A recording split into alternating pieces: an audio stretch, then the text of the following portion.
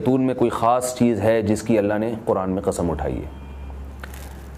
اللہ تعالیٰ کی عادت ہے کہ کبھی بھی اپنے پیغمبروں کی خوراک وہ چیز نہیں بناتے جو صحت کے لیے نقصان دہ ہو، اور قرآن میں ایسی چیز کا تذکرہ نہیں کرتے بطور نعمت کے جو صحت کے لیے نقصان دہ ہو۔ تو اس یقیناً انجیر اور زیتون میں کوئی اضافی چیزیں ہیں کہ اللہ نے قرآن میں انار کا بھی ذکر کیا، اللہ نے انگور کا بھی ذکر کیا، مگر میرے علم میں ایسی کوئی آیت نہیں جس میں انار یا انگور کی قسم اٹھائی ہو۔ تو یہ بھی یقیناً بہت بہترین پھل ہیں، لیکن انجیر اور زیتون کی اللہ قسم اٹھا رہے ہیں کہ یہ گواہ ہیں کہ انسان بہت بہترین ہے۔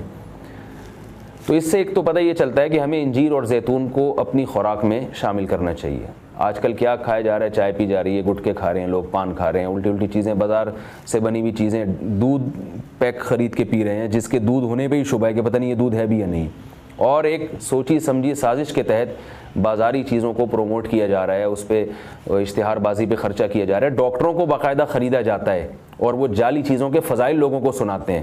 لوگ یہ سمجھتے ہیں کہ ڈاکٹروں میں 2 نمبری ہو ہی نہیں سکتی، یہ غلط ہے۔ بہت سارے ڈاکٹر لوگوں کو بہت ساری غلط چیزوں پہ لگا رہے ہیں۔ تو یہ بازار کی چیزوں سے آپ اجتناب کریں، اور وہ چیزیں جو اللہ نے انسان کی خوراک کا حصہ نہیں رکھی ہیں، سگریٹ اللہ نے انسان کے پینے کے لیے پیدا نہیں کی ہے، ہیروئن، چرس، یہ سب نشے کی چیزیں ہیں جو ہمارے مذہب میں ویسے ہی حرام ہیں، تو ان سے اجتناب کرنا چاہیے۔ انجیر اور زیتون کے کیا فضائل ہیں؟ میڈیکل سائنس نے ثابت کیا ہے، اور حکیم جو ہیں، ماہر حکیم ہیں، طبیب ہیں، وہ بھی بتاتے ہیں کہ یہ 2 ایسی چیزیں ہیں جو انتہائی طاقتور ہیں، لیکن ان میں کمال یہ ہے کہ یہ آپ کے جسم میں چربی نہیں پیدا کرتی اگر اعتدال سے ان کا استعمال کیا جائے۔ ہم دیکھتے ہیں کہ جب بھی کوئی چیز بہت زیادہ انرجی دیتی ہے ہمیں، تو ساتھ ساتھ ایک اس کے ساتھ مصیبت یہ ہوتی ہے کہ وہ موٹاپا بھی لاتی ہے، وہ چربی بھی بڑھاتی ہے، وزن بھی بڑھاتی ہے۔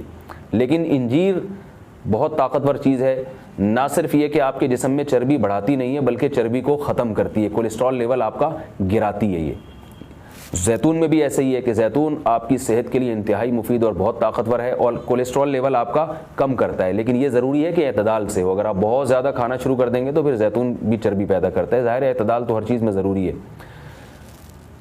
اور کچھ چیزیں ایسی ہیں انجیر اور زیتون میں جو میڈیکل سائنس کہتی ہے کہ انجیر پیٹ کے کیڑوں کو ختم کرتی ہے، انجیر قبض کو ختم کرتی ہے، قبض کا سب سے بہترین علاج ہی انجیر ہے۔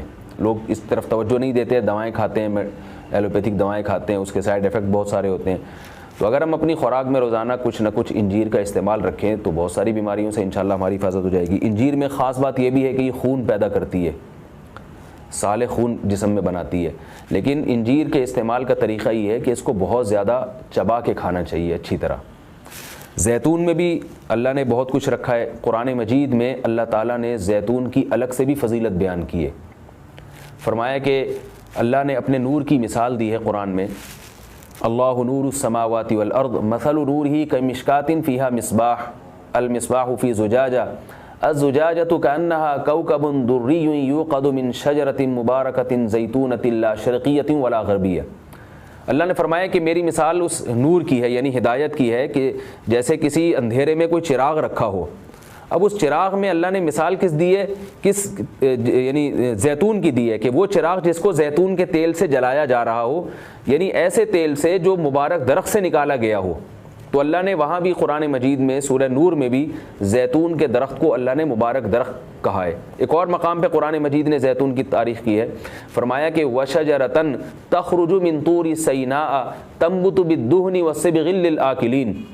اللہ وہ ذات ہے جس نے ایسا درخت پیدا کیا جو طور سینا میں پیدا ہوتا ہے، یعنی کوہ طور میں پیدا ہوتا ہے وہ درخت، اور تنبت بالدہن جو تیل لے کر پیدا ہوتا ہے، اور صبغ للآکلین کھانے والوں کے لیے سالن کا کام دیتا ہے، یعنی لوگ روٹی اس تیل سے لگا کے کھاتے ہیں، سالن کا کام دیتا ہے وہ۔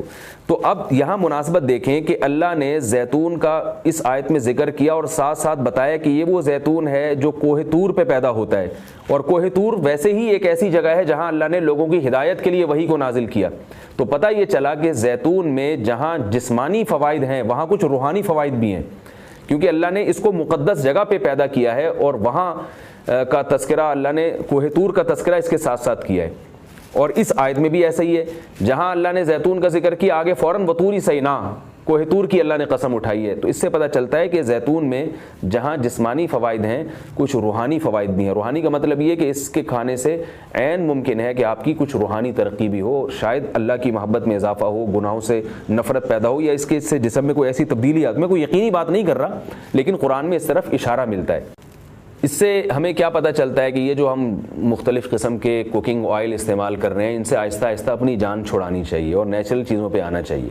ایک آپ کو میں ایک تحقیق یہ بھی بتاتا ہوں کہ میڈیکل سائنس یہ کہتی ہے کہ یہ جو کولیسٹرول ہے نا اور جو چربی ہے، یہ دیسی گھی سے نہیں پیدا ہوتی، یہ ہم جو آرٹیفیشل آئل استعمال کر رہے ہیں جن میں پتہ نہیں کیا کیا ملایا جاتا ہے، اس سے نقصان ہوتا ہے، جبکہ لوگ دیسی گھی سے اجتناب کرتے ہیں۔